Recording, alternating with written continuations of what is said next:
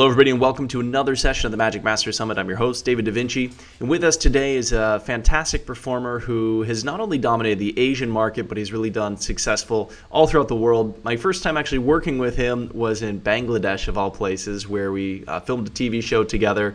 But he's an author, he's an amazing performer, and a great person. So, ladies and gentlemen, welcome to the show, JC Sum. Thanks for joining us. Hi, guys and girls. How are you doing? All right.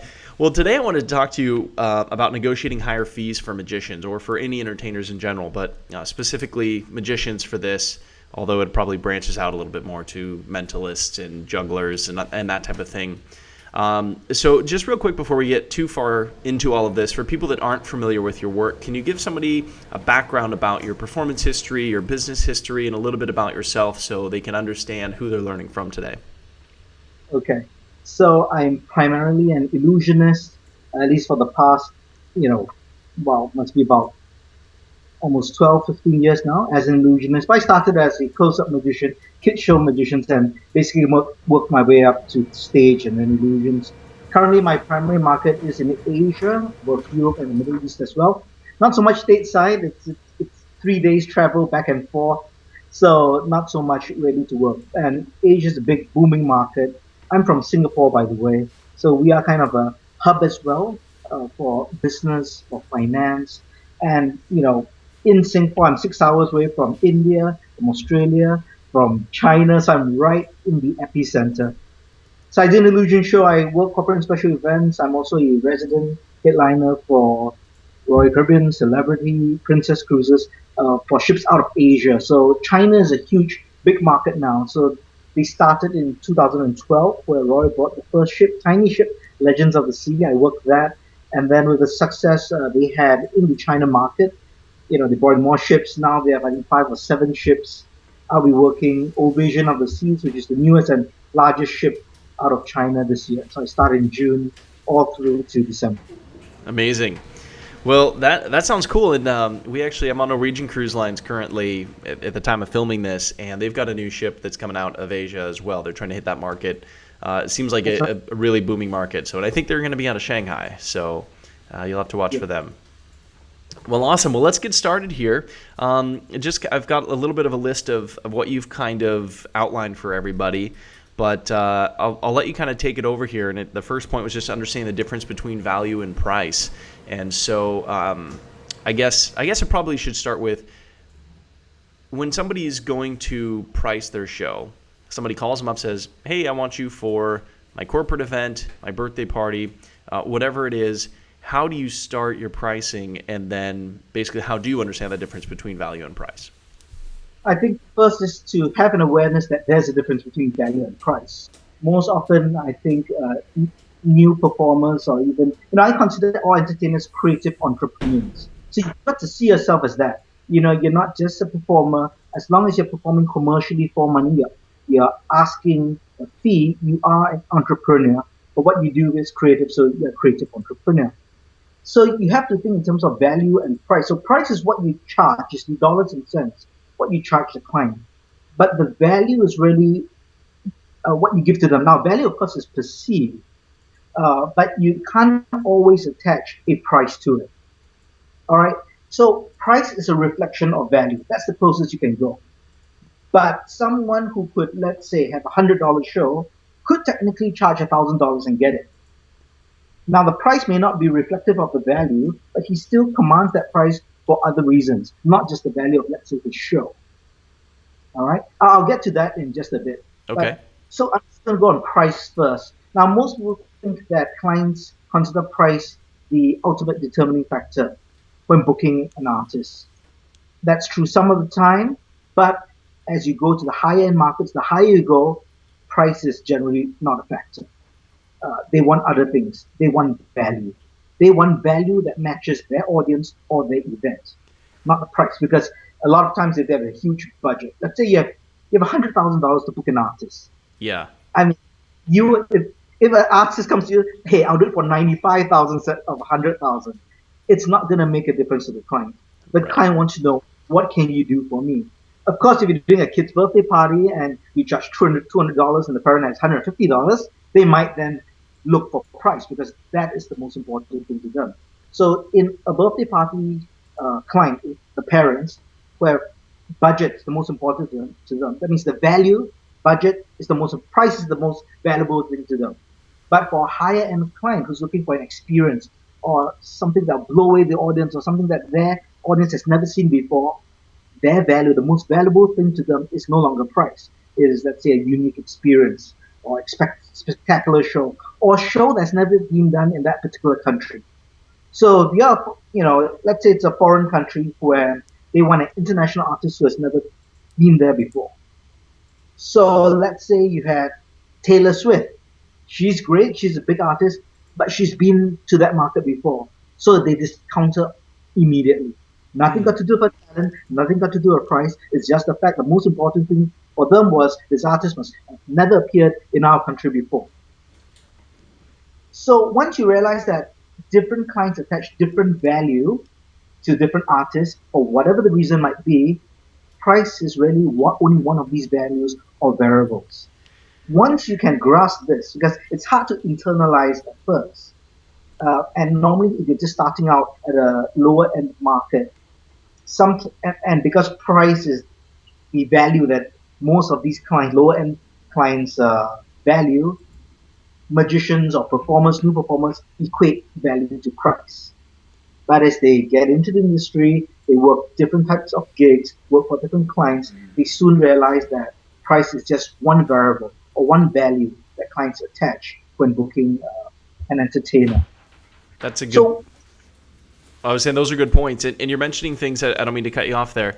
Um, oh, for the U.S. based performers, it sounds very foreign for us to hear, you know, somebody wanting to bring, for example, if we were going to bring you into America to perform, and let's say you've never performed here before, we don't put much value on that. So it's interesting hearing your perspective of bringing somebody into one of a different country and how much weight is put on that. Can you specify kind of well, what parts of the world that really relates to?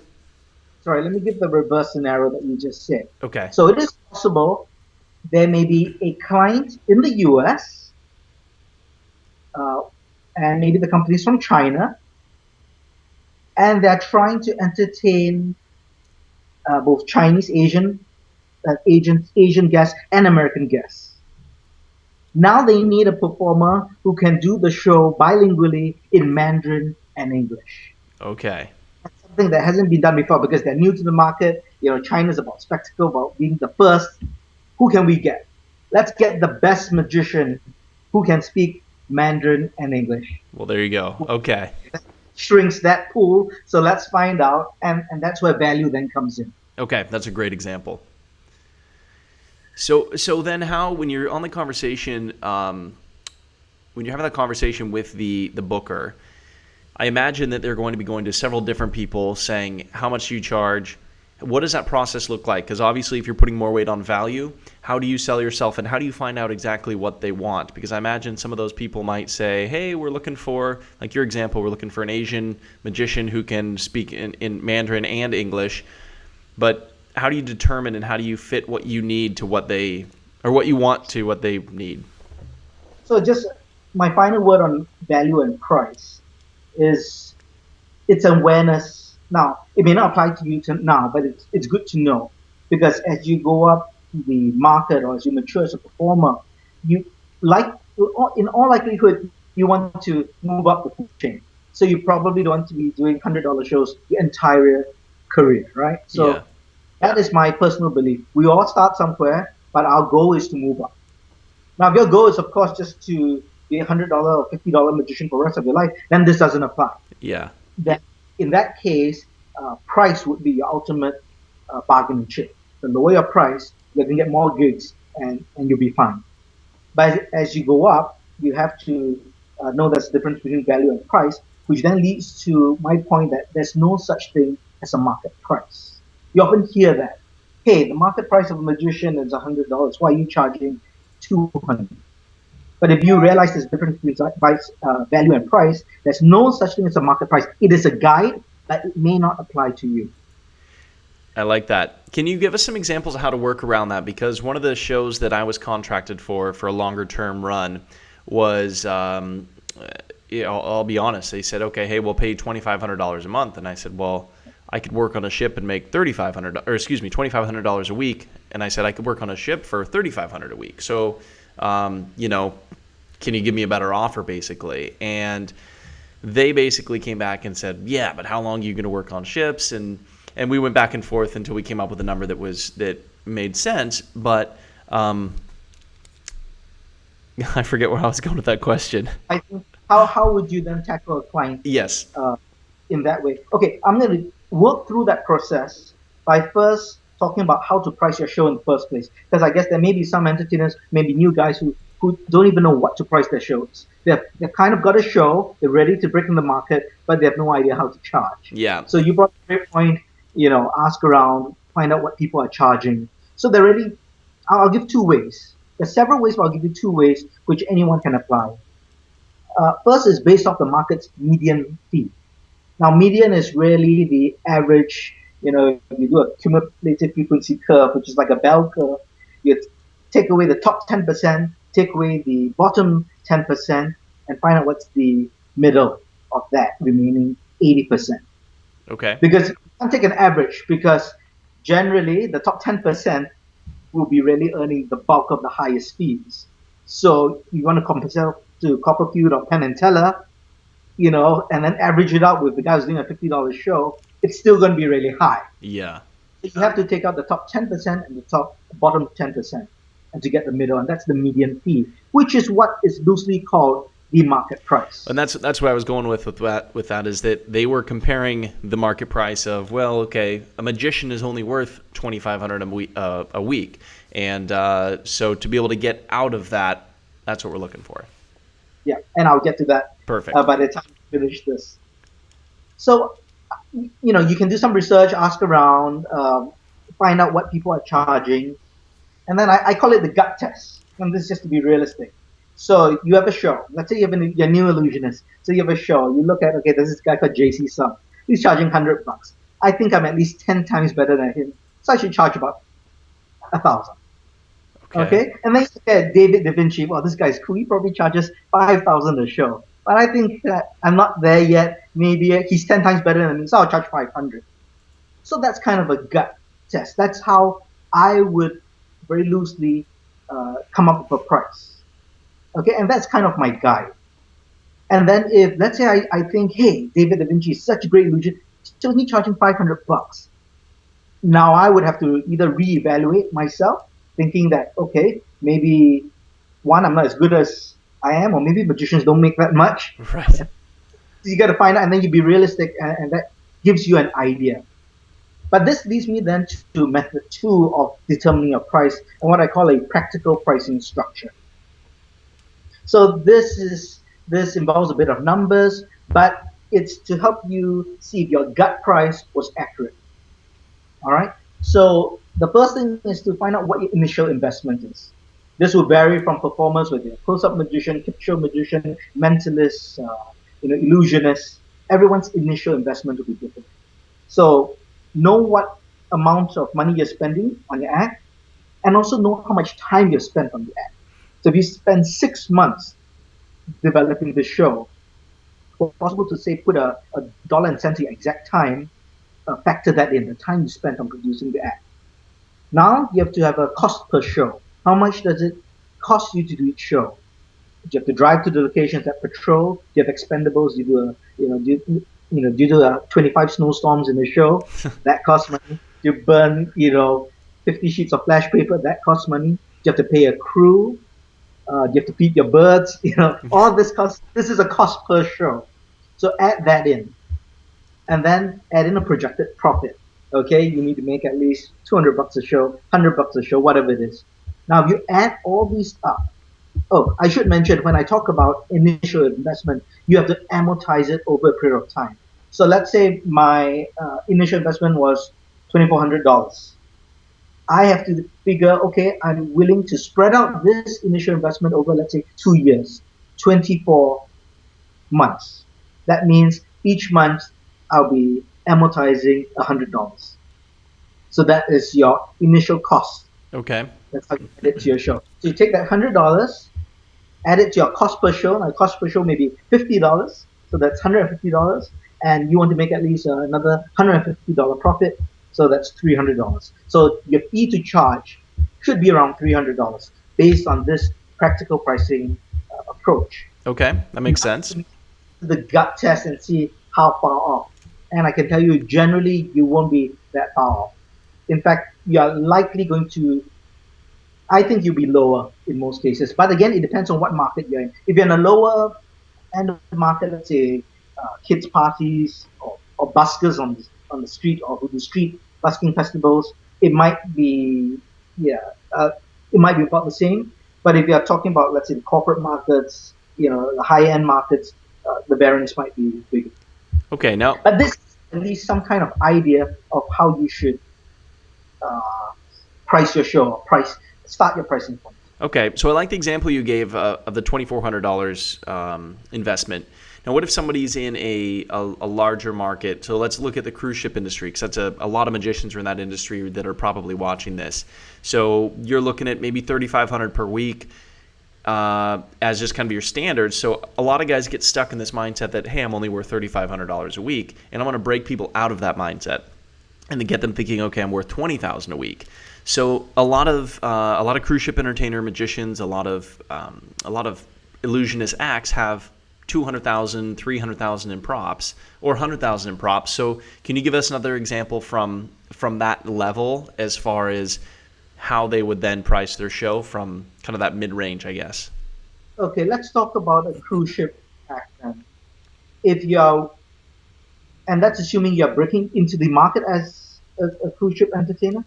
Let's Is let's that, let's take it because the cruise ship, they kind of just pay you what okay, this is what a magician's worth, so this is what we'll pay you. That's kind of where they are. And I, rather than fighting that system, let's take somebody who's currently in the cruise ship industry and wants to break away into maybe corporate or something that has less of a ceiling on it. Instead of making $3,500 a week, they want to get to $10,000 or $20,000 a week. So, but they already have that show. Let's say they quit their contract, they walked off the ship, and they're ready to do something else. How would they then price their show, looking at saying they had $200,000 in props? okay, I got what you're saying. Again, you could still do that same pricing structure. Let's go back with the investment. If you spent 200,000, 100,000, how long has he been working on ships? If you've been working 1 year on ships, and let's say he's worked 9 months out of the year, he would have amortized some of that cost. He would have recouped some of the cost. So he would then have to say, okay, let's assume I've covered half of my investment. So he's down to 100,000. Now he could still say, I'm going to work the corporate and special event market, and I would still amortize it over a 2 year period, or it could be a 3 year period. It's really up to you. There's no. You may say, I want to make everything back within 6 months, but then you have to work backwards. In that case, the difference when you're working on a ship, you're paid by the week. Whether you do two headliner shows, two variety shows, a close-up show, or if you just do one show, right? But if you do a corporate gig, unless you're doing, let's say, a trade show where it's generally per day or per trade show, you're doing a one-off show. Yeah. At the most, maybe two shows in a night, but that's unlikely. It's what you guys call one-nighters. We Yeah. call them corporate gigs or corporate gigs or corporate events. Uh, in terms of pricing, well, the first thing I would do, based on your example, is if he's not happy, or rather he wants to go up from what he was earning on the ship. Let's say he was earning 2,500 a week. Now there are two ways to look at it. One, I can ask for the same 2,500, but it's per show, and I'm only going to do one show, and that's 2,500. And my goal is to get two shows in a week. That means I will hit 5,000. Mm-hmm. Or it could be I intend to work one show a week, or I'm confident based on the mark I'm looking for, but I want to charge 5,000 a show. Okay. So now it comes to how can you convince a client to pay you that amount? Let's talk about one of the strategies I use first, and I'll tie everything in. Okay. One way to present a fee to a client, because now it depends whether your client is knowledgeable or not knowledgeable as well. You have bookers who are very knowledgeable of what they consider market rate, and then there are clients who may be the direct corporate client. Because if you do, let's say, corporate gigs, you could be working direct through, let's say, the marketing department of the corporate, or you could be working through a booker. Now, someone who's just a marketing executive who's sourcing for entertainers for the event may not be going through a booker, but really has no idea of fees. Right. Maybe they think, okay, I want a magician, I think of Copperfield. I call up Copperfield, how much will you do my corporate dinner for? And they Right. realize, okay, it's going to cost me $2 million. Okay, so magicians maybe about $2 million. Let's call Dave Da Vinci. Okay, I have a budget of about maybe 1 million, not as much. Can you Right. do the show? That's great if that happens, I could right? probably squeeze something out for that price. So in a case like that, the first thing I always do is structure my fee when presenting a quotation to a client. See, when you work with a cruise agent, it's just that, what's your weekly fee? That's it. Everyone kind of knows. I mean, like when I first worked cruises, I didn't even know what that entailed. What does this mean, a weekly fee? Yeah. Do I have to pay for what is not covered? What is covered? And then you later find in, okay, depends if you're a crew or you're a guest. All these make a difference, And but generally, they don't tell you what you're going to do ahead of time. they don't It's tell quite you the anything. market. Yeah. So, and different ships might work differently as well. Yeah. But let's talk about these one-off shows. There's a chance to present a fee. What do I mean by present a fee? Just like when you repair your car, if you go to a proper workshop, you realize you bring in your car, you get the bill, holy cow, it's $2,000. And then you look at the list, they'll tell you this part was $50, labor was $25, this whatever, everything slowly adds up, and Yeah. then there's administrative fee. That's a transportation fee. There was a forklift fee. There was a whatever. And then okay, it's $2,000. Yeah. So be it. That's not much wiggle room. Now, most entertainers don't do that, but they should. So when I present Interesting. a client my fee, it would have a breakdown. Let me give you some of the examples of what I have in my fee for, let's say, a corporate date. There'll be talent fee, which is getting me, right? There is a show production and conceptualization fee. There's music production. There's an in-studio rehearsal fee. There's a one technical rehearsal fee on site. There's all my magic illusion equipment, transportation of my equipment, and performers and crew. There's a load in, load out, set up, and striking of show fee. Then there's the fee for maybe a magic crew and assistant. Now, if you put all this together, and let's say the fee is $5,000, okay, it doesn't seem that much anymore because it doesn't seem to be arbitrary. It's not like you just pulled a magic number from the sky. I want to ask you Now, about that real quick before you move on. So when I hear the term like, okay, this is a fee, this is a fee, this is a fee, I perceive that as being nickel and dime to death. So I'm curious, just for clarification for people watching or listening to this. sure. Do you first present, oh, okay, I'm $5,000. Here's why, and you give the breakdown, or do you send them the proposal or the invoice that shows, okay, I'm charging you for setting up, I'm charging you for, like, how does that process look so that people feel the best when they get your bid? So when you get my quotation, it always comes with the show proposal. The show proposal would be, and we're talking about corporate date here. Yeah. So it will be based on their needs, based on the target audience, based on the objectives of the events, the size of the crowd. All that is factored in. Is there a particular message that you want to put across? Is it teamwork? Is it unity? Is it going beyond borders? Or is it just magic? Yeah. Uh, so all this to me is part of my conceptualization because it is. It is my experience that allows me to put together the best show for this particular client. So my show program would state all this, basically the objectives and the number of people, the event. The reason why I do that as well is so that this is information I get from the client. If the client looks at the program and realizes, oh, I got something wrong, or he or she said something wrong, it's not 60 people, it's 600 people, there's no miscommunication. Yeah. So it's always Okay. now, based on this event brief, I then say the best show for your needs, 30-minute illusion spectacular, which comprises of 7 acts. And the acts are A, B, C, D, E, F, G. There's a description, photographs of each act, and I also do a show reel for every show I do. So you get a snippet of each act. So, if it's a book or it's a direct client, because even a direct client generally work by committee. Very seldom is it just one person making the decision. So they have to bring it back to the committee and say, hey, we've got this guy, JC Sum or David Da Vinci. Both seem okay, but what do you guys think? Yeah. So I want to make sure that they have the most information and the easiest information so they can just watch a 1.5-minute video and realize, oh, all that is a 30-minute show. Those who prefer to read can read the written program. Everything okay, fine. Then it comes to my technical writer, and then it comes to my fee. So by the time they get to my quotation, they should be so impressed that one, they think, okay, this guy's probably not going to be cheap, and they look at it and whew, Perfect. or That's the they, clarification I was looking for. That's, you and that's a know, great way of doing that. There's a book called Influence that I highly suggest everybody looks up, and it talks a lot about the concepts you're sharing. So you're building so much value ahead of time. They have come up with this really high number that by the time you give it to them, they've already made up their mind that they're willing to pay 15 grand because that's how you've marketed yourself. But okay, here, all this is 5 grand. or they're expecting it. Yeah. That's what you want. You want them to expect it. So they look at it, and then there are only two ways to go, right? They either say, "Phew, I can afford it," or "This is way too much." Now, if they can afford it, great. Then chances they are booked. Now, if they say, "Wait, this is way too much," there are two ways to take it. Is it this is way too much? It's great, but I can't afford a Mercedes. I've got to go with a Toyota. Or is he crazy? This is worth even one quarter of that. So there are two possible scenarios, and this is important feedback for yourself. I have no problem getting rejected or not getting shows because it was out of their budget.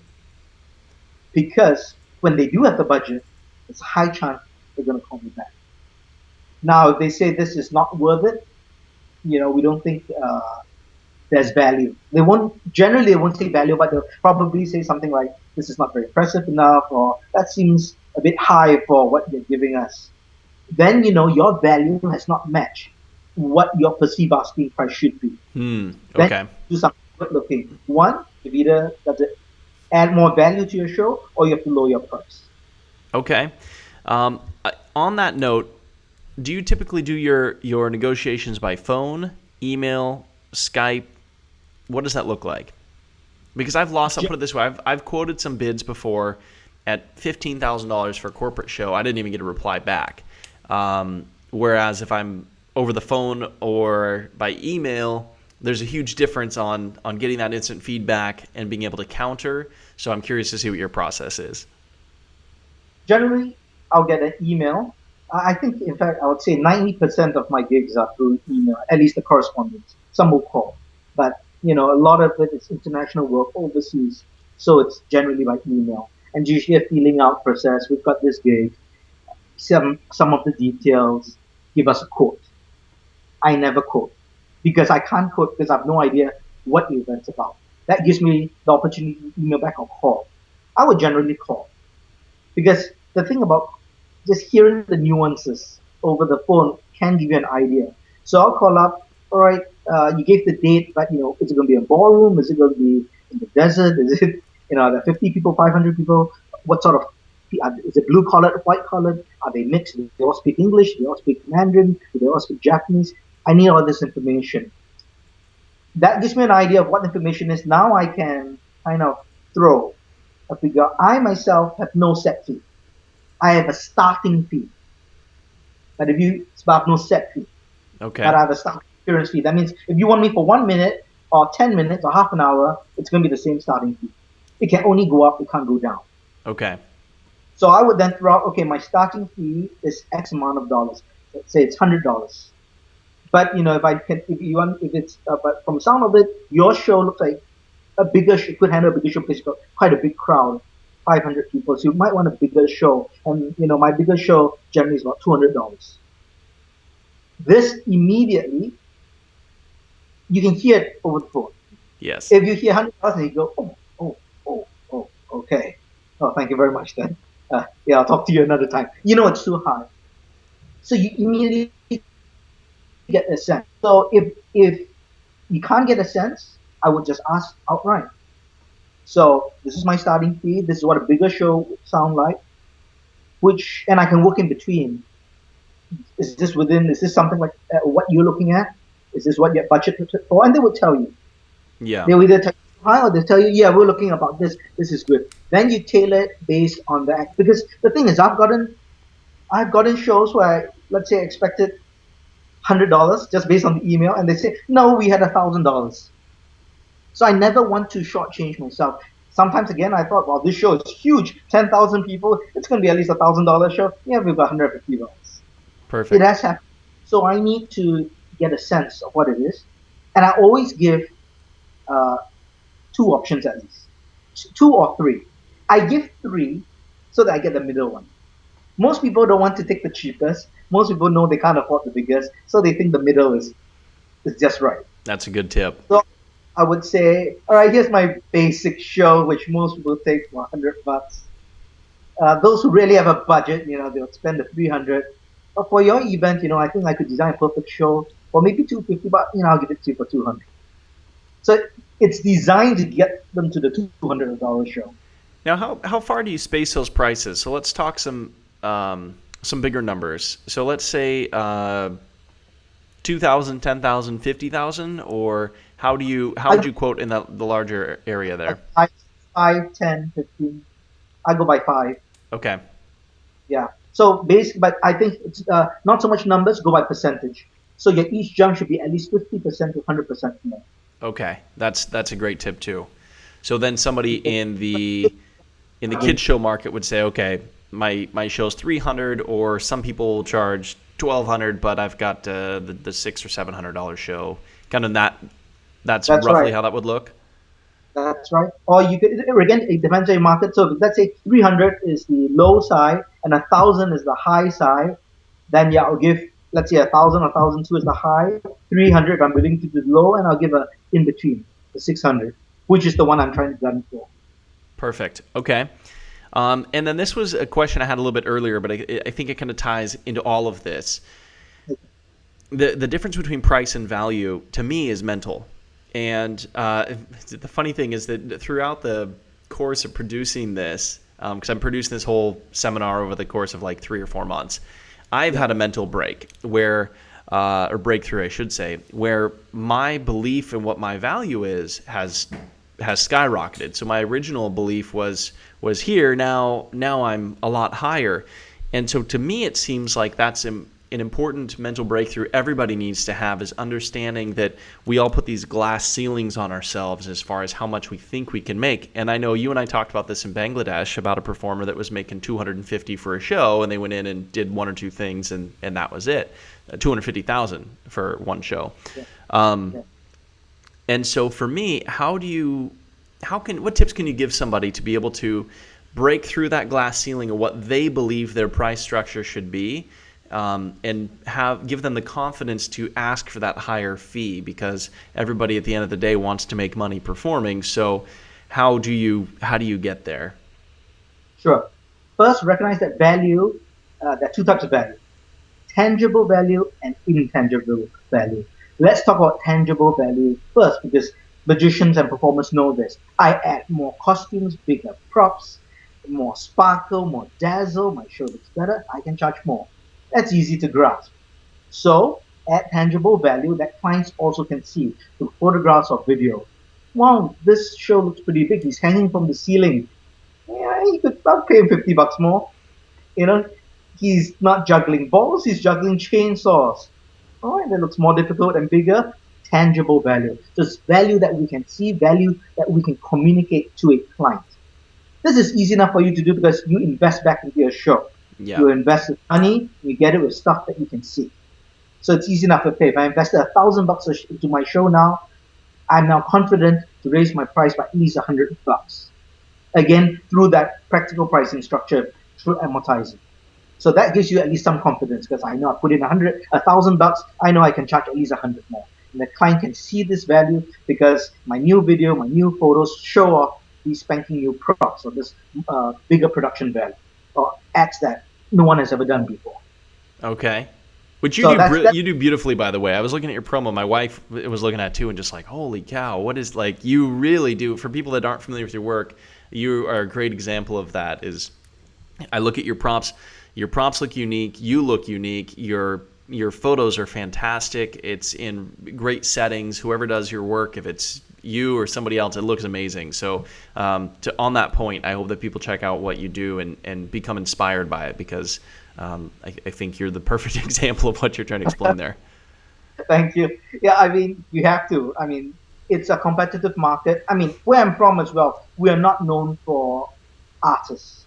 Singapore is known for, I Right. guess, being clean, very safe, very strict, but not so much the artists. So all the more, uh, I have to, compete with guys like you, who set the international standard and image of Yeah. what an illusionist is. Let's say.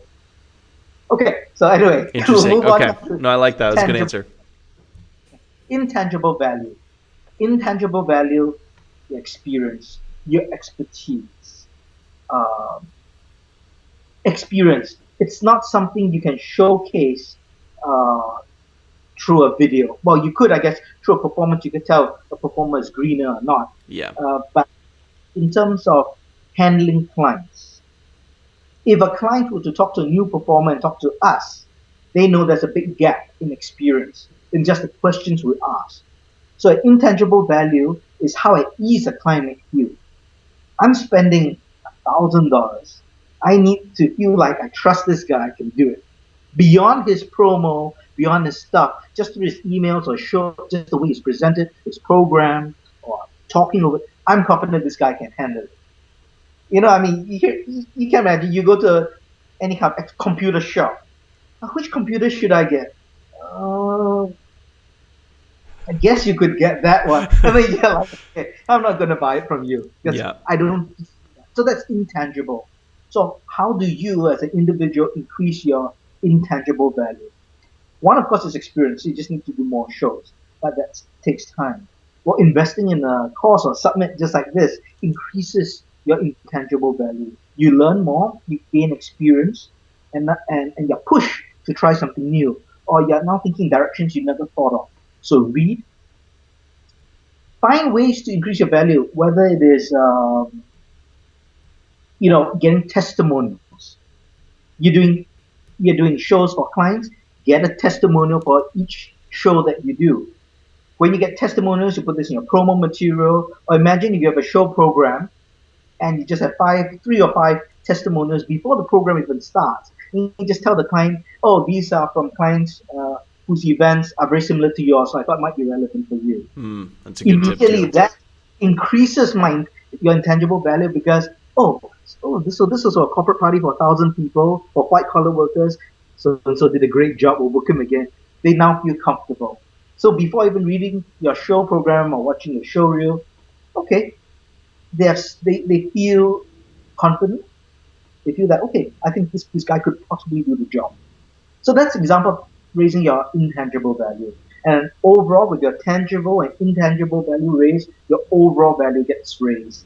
And then you'll be in a position to charge a higher price. Perfect. Now, on the flip side of that, what if somebody is overconfident and they're overcompensating for what they believe their value is, and they're ruining the market?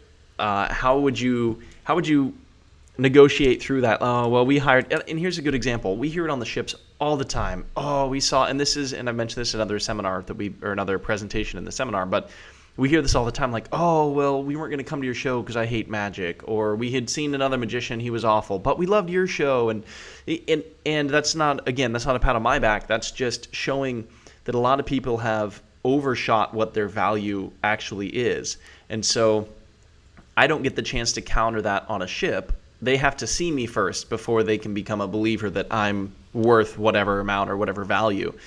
So if you're on the phone with somebody who has been burned by another magician, which a lot of clients have, how do you hold their hand through that process and still close the sale? Okay. So I'm just going to go back on what you said just a bit. The ship example, uh, one thing you have to take note, of course, the people watching the show aren't the people paying for your show. So the value was established with the booker or the entertainment office, not the individual people in this Yeah. case. So, so I always, it's always important to differentiate the paymaster and the audience Hmm. because it can work both ways. There are cases where we know our show will be great, but the decision makers, the people who are actually booking you, I don't think they're going to be that good.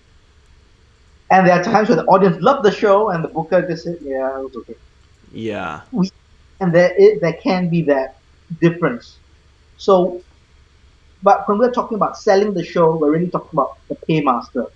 So in the case for, let's say, the cruise performers who weren't that good, and then affected the perception of the guests, he or she managed to sell it through the booker to the entertainment office, whether it's by promo or recommendations. So we don't really know what was there, what back end deal. Maybe they were friends, maybe it was a high recommendation, Yeah. maybe they were drunk, who knows, right? So that's hard to say. But let's say for a corporate client, they've been burnt. I think there's really not a problem. If so, in a situation where they say, "Hey, we got this magician and he charged us $10,000 and he wasn't that good, so we're hesitant about booking a magician." Well, actually, I take that as a good thing. I would probably say something like, "You paid 10,000. No wonder that was on the low end. I'm 25,000, which is why you get a better deal." That's That's great. probably that's probably how I would approach it. Uh, I think I never talk down about any other performer. Uh, someone even if they come to me, I don't think it's very good. I never say anything bad. I say, oh well, different people might appeal to different audiences because we all know everyone could have a bad day, Yeah. any reason, So I would never badmouth anyone. That's the first thing because it also shows your professionalism. But see if we can find out who the perform when a case like this, because of course that's happened. I've never had someone who said, "Hey, we paid someone so much." It's usually the other way around, where the magician wasn't that good, and you're asking now twice what we paid. Yeah. So Okay. it's the other way, I would say. Definitely use that to your advantage. Yeah, but I would then find out. Sometimes they won't tell me who the person is. But they're trying to be nice, but I'll say, "Oh, what did he do?" And that usually tells So, you who it is. or at least I know what sort of act it is, right? Yeah. So, oh, it's something where he took a bill or something. It appeared in a lemon. Now you get an idea of the acting after they tell you a few things. Yeah. Immediately, my mind will start working, and I know whatever show I'm going to propose is going to be completely different It's another because good it's tip. always about going flip side. Because if they are expecting A, then you say, "Oh, I understand where you're coming from, but my show doesn't have any of A. It's all B," which I think might work well for your audience because it's not A. And let me show you my program. You can have a look at it. And now they are now referencing internally what the bad act was. So they know roughly what he did. He did this, this, this. You just make sure it's not in the show. So Let's say, you're really yeah, touching on some good points here about how your part of your secrets to negotiating are customizing or make the audience or the buyer feel like you're customizing your entire event around them versus we want a magician. Oh, okay, I'm a magician. Here's my show. This is what you get. Take it or leave it. You're adding the value of, okay, well, here, we will customize it. And you're basing it on their other experiences of, oh, well, this magician wasn't very good. He did a bill and lemon. You're like, oh, no, I don't do that. I like that, and I think that that's a key point for people to walk away from this presentation realizing is that is it seems like one of your specific kind of negotiation tactics is really building it around them. Would you agree? yeah. Well, actually, and the fact is, all my shows are customized. I haven't done two shows that are the same in the longest time. Oh wow. Okay. One reason is equipment is being shipped. Let's say I've got one set on the ship, and that's there for 6 months, but I'm flying back and forth. Then I have another set here, and now let's say one set is on its way to China, and I have one set left at home. So I never have the same illusions in the same show. Another reason is for, let's say, land shows, which are corporate events, the staging conditions can be completely different. Yeah. So, they say, "I want a big show. We have this amount of budget. We can pay you." And then they tell you about the ballroom, and okay, there's no loading bay, there's no doors. Everything has to fit through a 3 foot door. How do I give this guy a $10,000 show with everything that fits through a 3 foot door? It has to be customized in Yeah. the sense that I have to think which illusions I have that can play that big. How can I cheat? Can I take stuff apart, bring them in, put them together? Now that's extra cost because it's extra time. So, but that is really customized. And that seems like that's a So pretty real scenario for you, correct? As far as having to tear things down, take them out, fit them through these little doors, get in. I mean, I'm trying to get I, because the difference between Asia and the States are totally different as far as Yeah, everything is bigger for you guys. Your Big Macs are bigger, so Right. uh, So are our people. Jeez, man. That's an embarrassment. I have three types of shows. What I call, I mean, by my categorization, so it's like a basic, a medium, and a large. So the basic show is stuff that can fit through a 3 foot door, Cool. right? But not necessarily uh, small, or they could break down enough to fit through a 3 foot door. Then there's the medium show, which is stuff that requires a loading bay, and then the big show, which is mainly for the ships or really large events. We're talking about 3,000 people, 1,000 people, and with a proper stage, of course. So I have, yeah, I have small, medium, and large, and then I Okay. can mix and match in any possible configuration. So I literally have, 50 show programs that I could pull out for a client. And because I've done this quite a bit, so I literally have templates of all kinds of shows, and I could just mix and match. And for people that And then are interested in knowing more about that, we do another presentation together about adding illusions to your show and working corporate and special events. So I want to not go too far there because I want people to watch that presentation as well. so, But you're touching on some key points that we talk about in that presentation. So guys listening to this or watching this, make sure you check out the other presentation with JC Sum because we have some killer secrets disclosed there. But yeah. okay, so you've customized a show, you have your different structures, and that's really adding the value. Can you? I don't know if I cut you off totally there, but I was going to see if you can go over some specific negotiating tactics that you do use, since we're kind of in that conversation point now. I'm just going to go one step back when we talk about customization. Sure. Let's say you're a mentalist, because I know a lot of mentalists might be watching this, and a client comes up to you and says, I want something more visual. But mentalism is generally not so visual, and it's more interactive. There's a lot of talking. Yeah. So that you can do, you can reject the show, say, hey, that's not my style.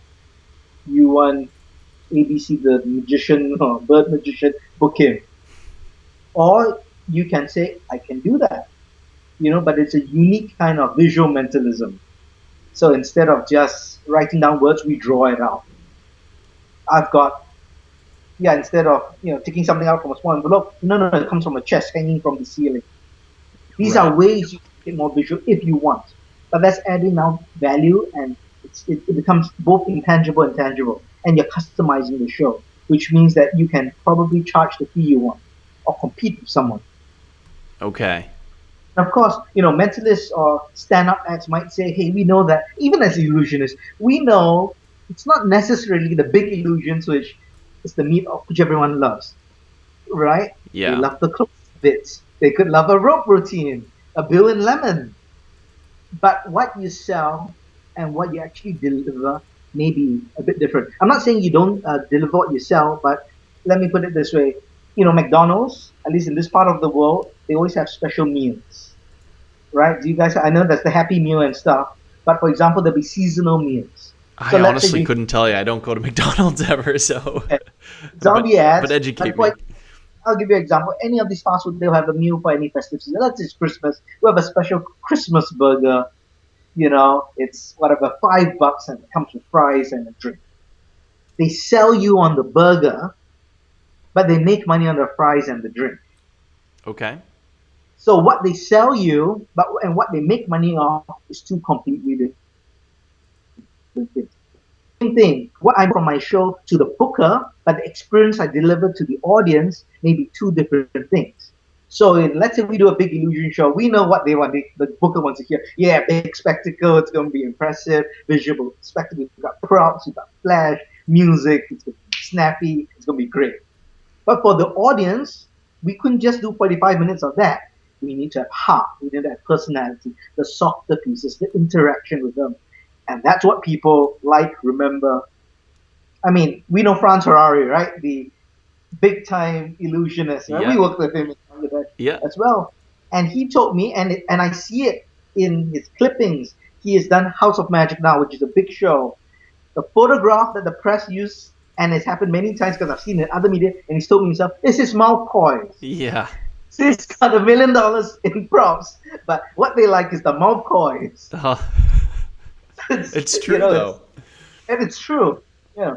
I have that So realization out here too because we do a full show and there's a lot of personality pieces in the show, but but we've now built a close-up performance that plays in a theater for 45 minutes, no lights, no sound. No, I have a mic, but that's it. There's no music, and No music. it's all personality for 45 minutes, and that's what people are talking about. You're like, oh, we like the illusions, but man, that close-up stuff, because there's no, to them, it's the same thing you're saying. You spend $1 million on props, and they like the thing with the deck of cards. So, but I also know, and as you know, different people like different things, Yeah, which is why we have variety. I can tell you, my dad tells me all the time, the illusions anyone can do. You should do more of the close-up stuff, yeah, you know. And I tell him, actually, I know the close-ups are effective in juxtaposition to the illusions. They've seen all this big wow stuff. Now they see something really intimate and sleight of hand, they're even more impressed. And because you only do one, as opposed to 6 or 7 illusions, it stands out to them. It's not because it's better. If I were to do 7 close-up acts and 1 illusion, I bet you the reverse would happen. People would say, that the cards are good, but that big trick with the box, that was really impressive. that's an interesting So, note. yeah. So just remember, as long as you remember, you know this, sell what you need to sell to get the show. But remember, the experience that your audience actually takes in from your show could be something completely different. So if you understand this, you satisfy the booker because they see what they paid for, but the audience will like the show and will show it through applause. And of course, that would then translate to success to the booker as well. I like it. It's really valuable. All right, let's move on to specific tactics for contract negotiation. Okay. So the first thing is start by charging high. You always negotiate down. You never negotiate up because it's so difficult to negotiate up. It's $10,000. Oh, you have a budget problem. Oh, actually, you don't We need that just big a lost your show. feed I there for could just a probably do split it. second there. You were saying always negotiate down, never negotiate All up, right, and then we now let's lost talk you. about specific tactics for contract negotiation. Now, it all starts off by pricing yourself high. You always want to negotiate down and not negotiate up. So, for example, if you say to a client, okay, my fee is $10,000, it's so much easier to say you don't have the budget. Well, based on your specs that you told me, I think I could actually rework it because you don't need such a big show. I could do it for 6. But if you say, okay, my show's 4, oh, you will need a bigger, yeah, maybe I need 6. It's hard to go up. It's hard to keep adding Okay. without, I mean, you can, of course, if you're adding much more value and the client has the budget, but it's so much easier to start high. So that's the first thing. And that's why the fee structure is good. Now, the presentation I talked about how you give a breakdown for your fee, that's important for negotiating and for me to negotiate. I'll tell you why. My talent fee portion generally would be between 30 to 50% of that overall fee. Okay, because my show production costs, my illusions, because I even say, my talent fee doesn't include my props. Talent fees you're getting me. My props are my props. Okay. So you still have to pay for them from my production company. So that's what Right. I'll do. It's not me. I don't own the props. It's the company that owns it. I'm just the talent. That's how Okay. I put it. So, but because so let's say out of $1,000, my talent fee is $350. So now a client says, okay, I got your proposal, it's $1,000. Could you give a discount? Let's say I'm prepared to give a discount, okay, for whatever the reason is. I'll tell the client, I can accommodate you because I like to work with you. But if you realize my talent fee is $350 out of the 1,000, so I can give you a discount from my own talent fee.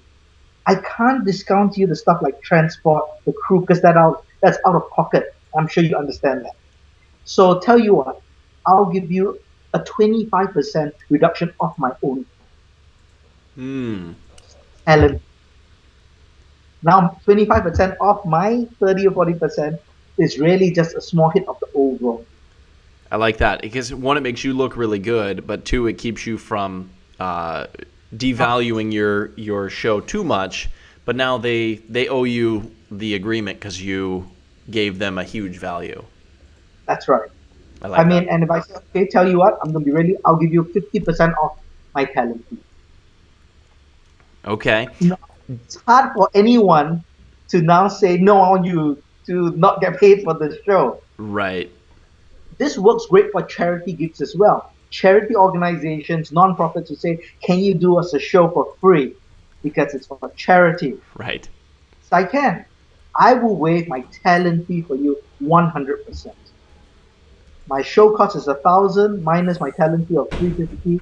So you just have to reimburse the company $650. I like that. Because I was listening to a negotiating higher fees presentation by Michael Amar, and I referenced this again before, and I highly suggest people check it out. It's like $10, and he talks about that type of thing. And if you work for free, the only reputation you'll get is you'll keep doing free shows. And every year that I did, it was the Christmas Tree Elegance like festival in Spokane, Washington, where they were raising money for charity, and they wanted everybody to do free shows. But the cool thing about it is I was the only entertainer that was being paid to actually perform there, because I didn't structure it the way you did, but I did say, okay, well, if you can cover my expenses, then I can do my part for free. So it's structured a little bit different, but I like how you frame it a lot more powerfully by stating, okay, well, that's fine, but my expenses are $650, and here's why. So yeah, very, very good. And then you don't get that reputation of working for free because people are still paying. And also, I think for guys out there listening to this, you are respected more if you don't just bend over and do it for free. If you're actually providing your value and they're spending a little bit of money, they're going to treat you like a performer versus treat you like just another person who's there serving them. Would you agree to that? Yes.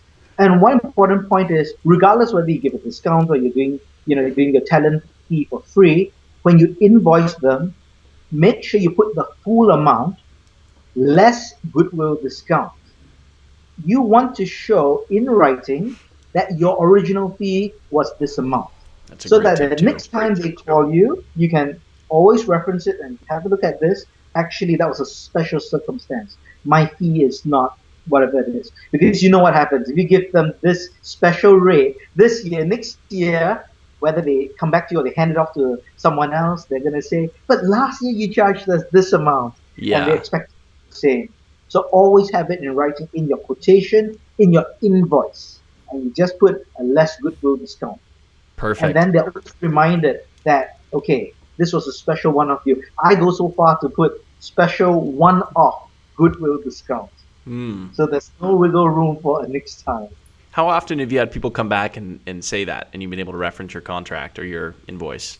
Does it happen once a year, or? I wouldn't say once, no, not once a year. I would say that it, well, again, because as I said, my fee is always different. Yeah. So that it doesn't really work that way. But what they then remember is they know roughly, they're quite certain now of what my fee range is. Because sometimes I give discounts generally to only two groups of people. One, it's the very first time I'm working with them, especially if it's an agent or event producer. So it's really a good bill. And the second is a very regular client. In which case, I know the regular client. I mean, when they ask me for a discount, it's usually because they're working on a lower budget. But in the long run, if it's let's say event management company who gives me, a regular work, in the long run, it's fine. Yeah. So these are only two people I give discounts to, and they, even if I give a discount, they know that it is really a one-off. Perfect. So when people ask me for discounts, they are embarrassed, as opposed to It cut out there for a second. Say again. when people ask me for discounts, they are embarrassed to ask. They don't expect it. Hmm. It's another good So point. Okay. that is something you want to achieve. I'm perfectly fine with that. Do you find that different from different cultures? That, for example, Asians might do it and not expect it, where Americans might expect it or demand it? Asian, it's too big to just quantify Asians. Definitely different, different ethnic Yeah. expect. Let's say like the Indians, they generally expect a discount, Okay. and I'll touch on that in just a bit as I go further into the specific tactics. Okay. So the first point when I was talking is really start with a higher fee, or start with a. So normally, let's say you normally would go, you're happy with 300, just start at 350. If you get 350 half the time, great. You've already increased your income. If you get 300 most of the time, you're getting what you wanted in the first place. And you get a bit more pocket money with the one or two shows that pay 350. So start just a bit higher, and then you can work your way down. Now, it's very important when people negotiate, you have to understand why are they negotiating. So my tactics are generally not so much how to negotiate higher, it is how to maintain a high fee. So it's a bit different. I know that the topic is how to negotiate higher fees, but actually, I guess it should be called how to negotiate and maintain high fees. Yeah. Because Well, I always, at the end of the day, I want people to walk away making more money than they were making, and yeah, whether it's 6 figures a year or 7 figures a year, ideally that's kind of what we're shooting for. And I love. I'm gonna give you a soft plug here in your book. I love at the beginning. How do you make more money? Yes, you got it all right. It's you break it down very simply. How do you make more money in entertainment? Do more shows or charge more. And that was like, oh, that's duh. that's it. There are only two ways. That's true. So so as I said, I just always start high, which means any negotiation I do, it's going to be going down. Of course, I'm going to talk about the opposite in just a bit, but I would say 80% of my negotiation is always preventing it from going too far down. Okay. It all starts off with understanding why the client is negotiating. There are many different reasons. First reason is very common, there's no budget. And this could be the reality. They have Yeah. allocated this amount of money for this event or this show, and that's it. So let's say even for cruises, if you wanted to charge $15,000, you just may not have allocated that amount for headline entertainment. Right. So even if you had the best show in the entire world for ships, they just couldn't pay you. Yeah. You need to uh, try to find out or distill that from the client. Is this really a rock solid budget? Most of the time, they will tell you, this is all we have. And you can kind of tell with experience, whether it's just a line or if they really don't have a budget. In which case, you can either accommodate the give a discount based on the strategy I mentioned earlier with the breakdown and giving them a discount of the talent fee, or just walk away from the show. Okay. Now, the second is the client is focused on a fixed budget. So this is different. They have a budget, they could pay more, but as you mentioned before, they have an idea a magician, a juggler should be about this, no more than this amount. So it's more of a mindset. So now you can try to change the mindset. You can only change the mindset if you add greater value. Okay. So that we go back to the word value again. So let's go back to the example which is very relevant for me.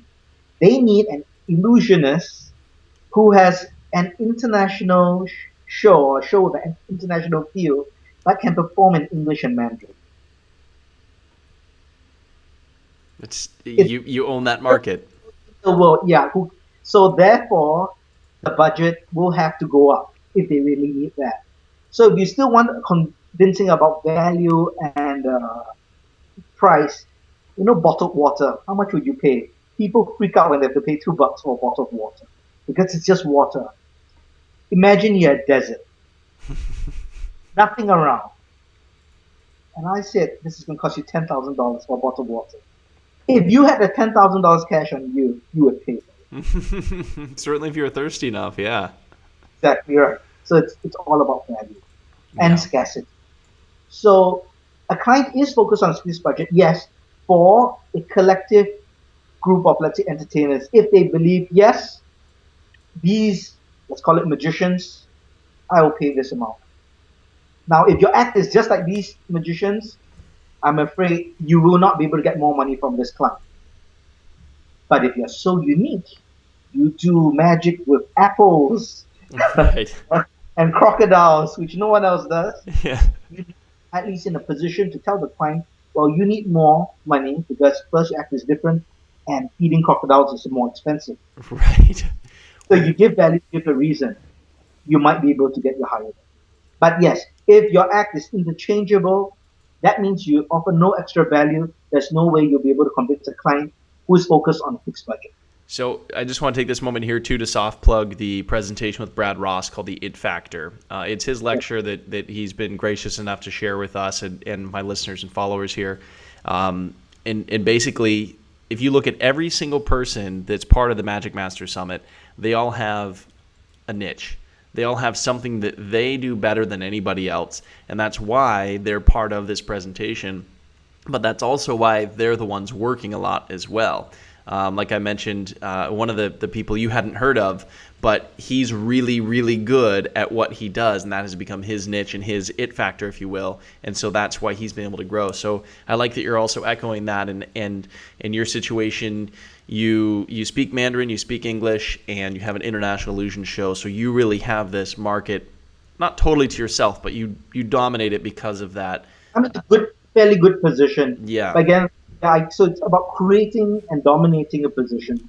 You can't go about saying I want to own this position. You have to got to make a case for yourself, Yeah. and whoever makes the strongest case wins. Yeah. Perfect. And so I'd like to encourage people to help find that thing that makes you unique. And JC, what you're saying here is obviously use that to help push yourself to increase your value and sell them on you. Yeah. Cool. So another reason a client may want to negotiate is the budget is allocated based on the importance of your act in relation to the whole show or event. Okay, that's a mouthful, but simple example. It's a music festival. They want a variety act just to make things different. Do you think they're going to pay you more than the musician? Probably not. There's Probably no not. way, because you are the filler. Yeah. And for that event, that is the case. If you realize that, you know that, okay, if the top act is headliner, music act is getting X amount of dollars, you know that there's no way you can charge even anything close, probably. Yeah. So again, this understanding, this is not because the client's trying to be picky or devaluing you. It is about where you are in this particular card.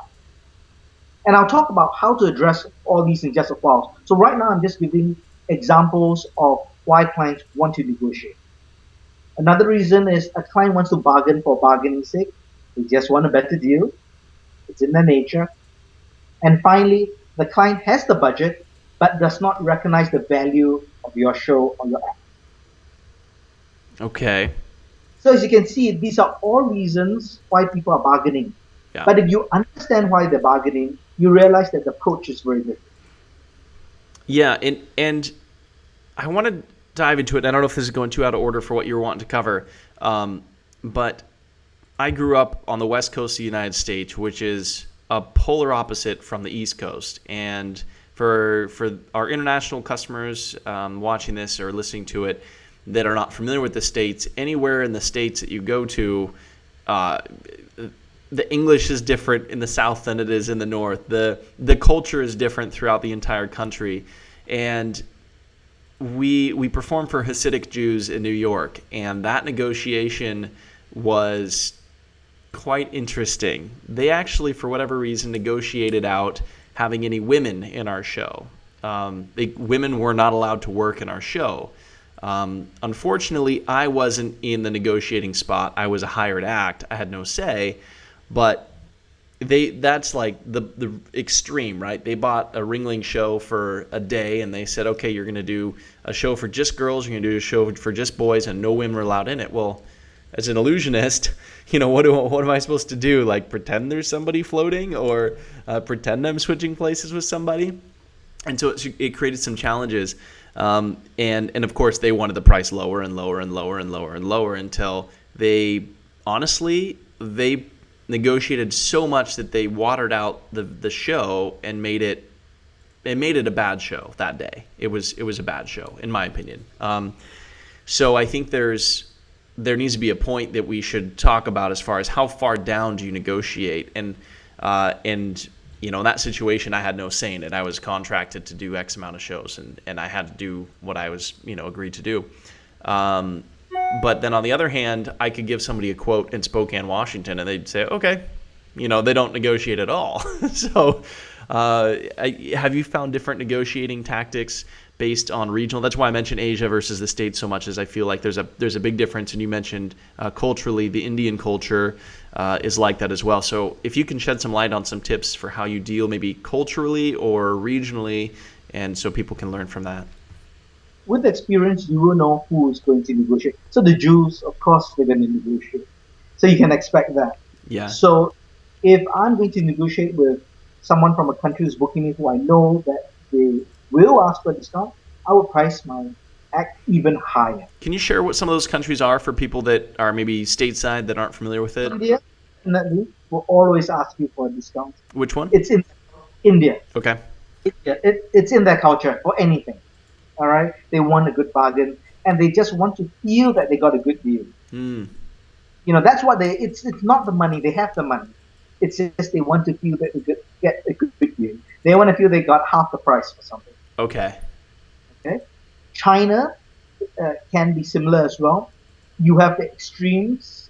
I would say generally they want to negotiate, but you have the extremes where they want the highest price possible to show off that they managed to pay this amount for the show. In fact, I've lost shows with because it's too little. Wow. So that's another extreme. Generally, again, for corporates, if you can show justification, there's not too much negotiating.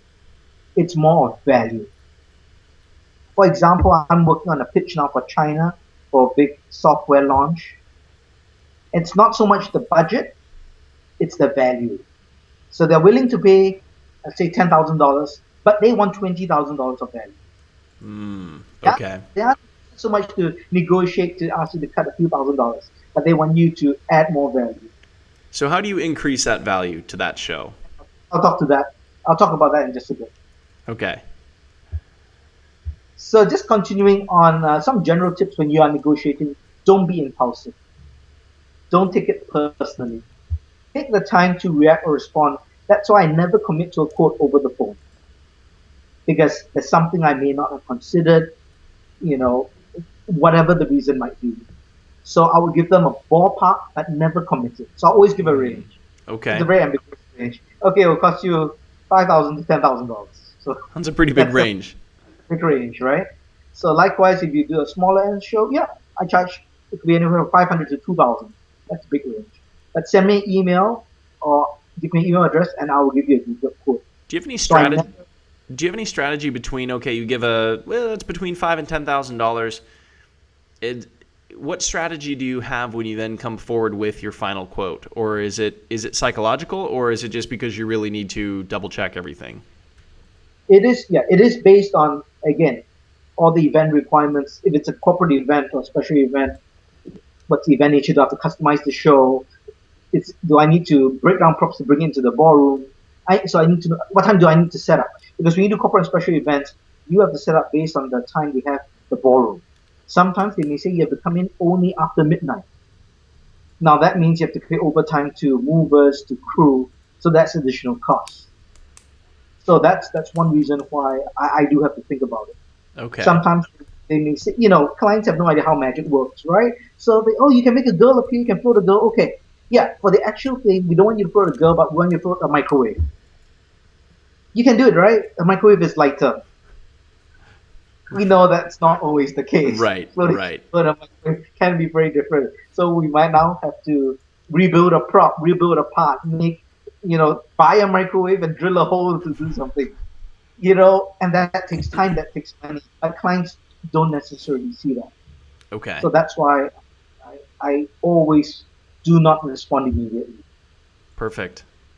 Negotiation is all about leverage. You have to recognize who has the leverage. You must make sure you have the leverage. That's the most. If you don't have the leverage, it's really hard. For example, if you have something unique, you're the only guy who does apples and alligators, you have the leverage. Okay. But if you want someone who does the bill and lemon, and you say, yep, I do it, but then they can call around, they realize, hey, I can find 10 guys who do this well. So know who has leverage. Now, leverage may not just be on you; it could be a time factor. They say, "Hey, I need your act tomorrow. Can you do it? Please tell me you can do it." Oh, okay. Let Yeah. me check my schedule. What time is your show? Maybe I could squeeze it in. You now have leverage. Nothing got to do with your show. They just need to book your show because someone forgot or someone got double booked or cancelled. So always find out who has the leverage. Okay. And now this is the most important. Always think and determine what is your walkaway price, your bottom line. As long as you know your bottom line, you're fine.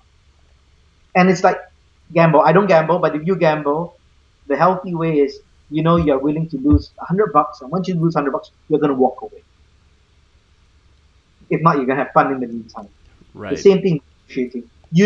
I'm not gonna go less than $100, and I'm prepared to walk away at $100. I'm not afraid to say no and walk away at 100. So anything from 200 to 100, it's a little game we're gonna play. Yeah. No, I think that's a good point too, because and I've heard this said by other people as well, but I think not a lot of magicians really take it to heart. I think most people kind of glaze over it, but having your absolute bottom line and knowing it, and maybe even having it in writing in your office and sticking to that, I think is really important, because I've seen magicians just get whittled down to, basically whatever you have, pay me, and it devalues all of it, right? And it makes it so you're not giving them, if they want that $10,000 feel of a show and you're only doing it for $1,000, you can't give them the $10,000 show, and so it belittles, in my opinion, the art, and it makes everybody look worse, and it makes it less likely to have magicians be hired for other events in the future. So here's the most important thing about negotiating contracts. It is always to maintain your value. So it's not your price, it is your value. Let me elaborate. So a client says, okay, your fee is $1,000, and you know from talking to them and from experience that they do have the money to pay you 1,000. It's just they want to negotiate, or they would rather get a lower price if they could spend it on something else. So the thing is, you can maintain your price, but you can offer more value. So if a client says, "Hey, we want you for a show, how much a show?" I tell them, "Okay, it's $1,000 for 30 minutes." And they say, "$1,000, could you do it for less?" Let's say I want the show. I would say, "Tell you what, you seem like a great client. I really want to work for you. You seem like a fun bunch. We'll keep it at 1,000, but I'll do a 40-minute show for you." So I've maintained my price, but increased my value. Yeah. So now they're getting more, but I still get away the take-home amount that I want, because as entertainers we know 30-minute show, 40-minute show, it's not gonna kill us. Right. We're already there. Yeah. Yeah. You know, or you might say, okay, if you want to, I'll do my 30-minute show. I'll give you 20 minutes of walk around magic if you're a magician, or I'll do something for your VIP table, or I have this Magic Dave magic set, which I'll give to 5 of the volunteers. Each are worth $100, so that's $500 of value. So you're not devaluing your price. You're either adding more value or taking away value, depending on their structure. My price, that's right. Now let's say they say, no, we've got $800. That's all we can do.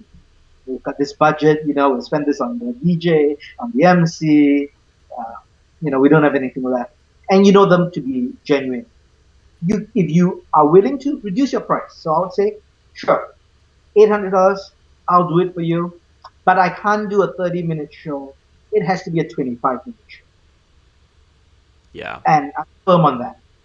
Of course, it makes no difference if we do 25 to 30 minutes, but you are now reducing your value, correspondingly to the reduction in your price. So you're Yes. maintaining your value once again. And most times they're happy. They're gonna say, "Oh, it's okay. You can do it for 800. Great. I 25. It's fine. Do 20 minutes. That's great too." I was gonna say I've had that happen a lot where they say, okay, our budget, like you said, okay, I'm quoting $1,000. Well, we don't have $1,000. We can do it for 600. I'm like, oh, that's fine. I can do a shorter show. I just have to cut, the levitation won't be in there, and I won't be able to bring some of the parrots because I need somebody else, and I can't.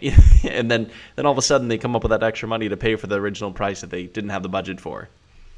That's true. It's about value. So yeah, that's right. You could take out the best thing in the show. If you, yeah, that's right. Take out the levitation, and especially if you know that's what they want. Yeah. Yeah. Again, it's leverage, right? I'll take out the mouth coils. No, we want the mouth coils. Sorry. Okay, it'll be a 20-foot mouth coil. I can't do the 30 Can you foot. imagine Franz Ferrari without mouth coils? It shows. Love you, friends. Okay, here's another thing I do a lot as well. If they're genuine again, and they want to reduce the price, I will barter. So I Elaborate on would, that, if you will. yeah, find out what they do. So if it's a corporate organization, what do? You sell coffee, all right? Uh, you can only pay me 800 instead of 1,000.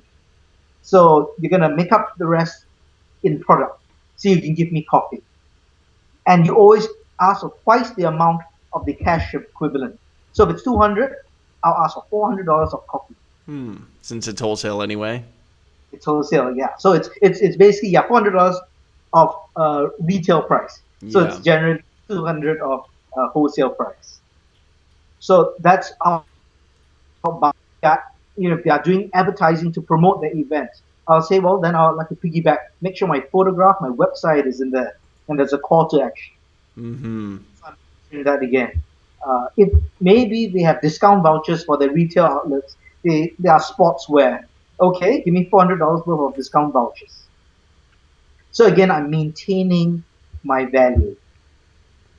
I'm not, even though my price has gone down, It's I very can ask, important. give me formal referrals on your company letterhead. Ooh, So I haven't heard of that before. Can you elaborate? for dollars, I need at least four referrals on your company letterhead to a specific person, not just to whom it may concern. You need to get four people from your Rolodex or your contact list and write a personal letter that, hey, George, we just had Dave for an event. It was great. I think it might work well for a similar event because I know you guys organize events. That's almost worth discounting your price just for that. That's right. That is great value. Now, if they really want you, it's not too much. It's not unreasonable. Yeah. Maybe they may say, I can't give you four, I give you two. But when they tell you the names of the two, you realize, okay, that those are good clients. One show would more than cover it. That's awesome. That's I've never heard of anybody doing that. So that's a really cool tip. I'll give you one more creative barter. Okay. Let's say the company, I always use a toothpaste example. And you say $400 worth of toothpaste or 1,000, whatever it is. Okay. Now they may say, what you gonna do about this toothpaste, right? Again, I'll tell them it's not your concern as long as we agree to the value. So of course I can't use $400 or 1,000, whatever the amount is. I have a ton of toothpaste now. What am I gonna do with it, right? So what I would do, I would give it to charity. I'll give it to an orphanage. I'm doing a great thing. I feel good. I'm doing a good thing. But now I can write it down tax. I guess in most countries, any tax any charity that you give, that that amount is tax deductible by a factor of two or three or whatever it is. So I would then tell That's the great. company, hey, you're giving me $400 of toothpaste. Please indicate this in an official invoice. When you get your rebate, like in Singapore, I think we get a factor of three. So if it was $400, I'll get 1,002 tax rebate. So I've done something, I've saved money, and I've maintained my value. And you did good things. Yeah. I And I love get it. clean. I love it. Awesome. Well, we got to get ready to wrap this up here. Do you have anything else you wanted to add to something that maybe we glazed over? Just to end it, and that's the opposite, how to increase your value. So I already mentioned it earlier, tangible value, intangible value. When you're negotiating with a client, it's hard to negotiate intangible value. It's hard to say, I've got 10 more experience than this other guy. It doesn't translate. So anytime you're negotiating and you're on a higher fee or to maintain a higher fee, you always have to negotiate based on the tangible value. And the tangible value is things they can see, whether it's through photographs, through a video, or through a storyboard. Here's the thing I do all the time. I would tell them I would do an act I've never done before in your in for your show. So it's a worldwide debut just for your show. Now it's a bit intangible, But if I can say, okay, it's like I'm going to make this book float, but instead of a book, it's going to be your product or something. And I know I can do it. And it's the first of its kind. I was going to launch it in 2 months' time, but I'm just going to do it for you. That is a way you're increasing your value without decreasing your fee, and it's great value. I love Now, a it. lot of times people may think, hey, you've never done it before. How do we know it will work? Well, that's based on my track record. And the thing is, you don't want me to have performed this before. That's what makes it unique. If you're worried that people think that they must see something that you've actually done before in order to buy it, just think of property developments. Architects bid for billion-dollar properties with nothing more than a model and sketches. They haven't built it yet. It Yeah. is all based on track record and these models, and they pitch billion-dollar properties. You're pitching a couple of $1,000, a few $100 show. You don't need to have done it before. That's really interesting. Well, JC, I appreciate it. I want to wrap this up with one last question. I didn't prep you for it ahead of time, so I'm throwing you out here in the wind. But what's one action step that people can take this week to get them closer to making 6 or 7 figures a year through your techniques of negotiating and adding value? What's one thing they can do this week to get them that much closer? Write down all the things that make up the value of your act, both the tangible and the intangible. Be, hard on yourself, you know, and be fair to yourself at the same time. You know, write everything down and see how you can add two value items to both your intangible and your intangible, and see if that equates to increase of 20% in your fee. If not, make it happen. Awesome. I love it. Now, JC, we pulled a lot of the information out of your book here, The Showbiz Master Plan, a blueprint to building a career, live entertainment, a successful live entertainment career. It's a fantastic book. Thank you, first of all, for sending me a copy. I love it. It's a great book. And I think that people that take this information to heart will see a significant increase in their bottom line and probably double their income this year if they really take that information, as well as what you've given us here today, if they take it to heart and apply it. So where can people find that? It looks like backstagebusinessacademy.com. That's right. Head over to this website. This is my free resource site for entertainers educating on business, investing, and marketing. So that you don't have to buy anything. You can get a lot of free content, request for a free ebook. Uh, and if you like, yep, head over and you can order the Showbiz Master Plan as well. Awesome. Well, JC, thank you so much. I appreciate your time, and stay well out there, all right? All right, take care, All guys. right, take care. We'll see you soon.